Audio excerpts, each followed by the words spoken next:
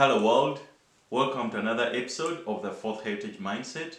In this video, I want to unpack what I believe is the most important attribute of the leadership mindset that is needed in this chaotic, diverse, and globalized world. Hope you believe me when I say that anyone can be a leader. In fact, everyone is a leader in one way or another. However, to be a leader of an organization or society in today's contemporary setting, I've come to believe that there is one major attribute that differentiates good leaders from bad leaders. If you just Google leadership, you'll find a plethora of leadership styles. They are great orators, great military leaders, inspirational leaders, servant leaders, strong leaders, etc. etc. Whatever label you may give to a leader, current academic thinking has zeroed in on the fact that authenticity is the most important defining characteristic of leadership today. If you are wondering what authenticity means, it basically means the opposite of fake or manipulative. When you look at today's leaders, can you tell who is authentic and who is not? Whether Donald Trump or Barack Obama or Elon Musk, I am sure whoever you think is authentic is the one you are drawn to and would love to follow. Now, there are several attributes of authentic leadership. However, the most important one is self-awareness. You must know yourself first before becoming a leader. You must know what you know and what you don't know. You must first lead yourself before leading other people. Leading yourself means being in control of your emotions, desires, and how you communicate your aspirations and even your fears. It is only after you have a very heightened sense of who you are that you will then stand a chance to qualify as a leader in today's diverse, chaotic, and globalized world. When I read that academics propose self-awareness as the cornerstone of today's leadership, I straight away connected it to what I had written in my first book, The Fourth Heritage.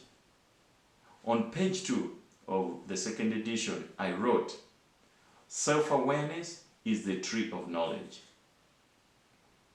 I went on to add that we Africans lack of a balanced, integrated identity that embraces only the good from our triple heritages of tribe, religion, and colonial influences is the main cause of our shallow identities and self-defeating mindsets.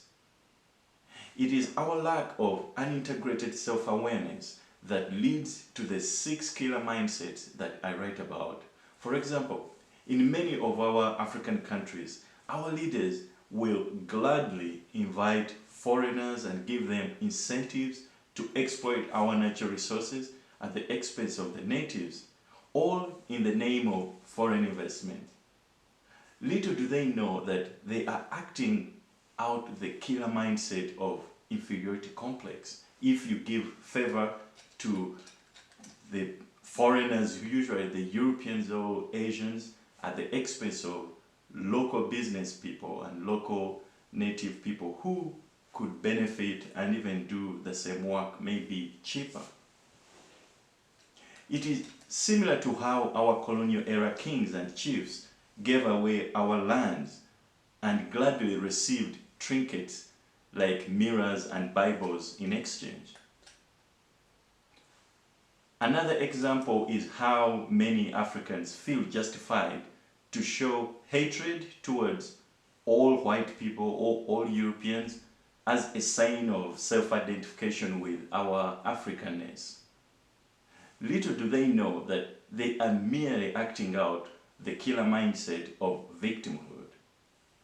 Or what about how some of us feel proud of our self-identification with tribes or ethnicity to the extent that we discriminate against others or create social barriers such as preventing intertribal marriages or work to create tribal-based politics.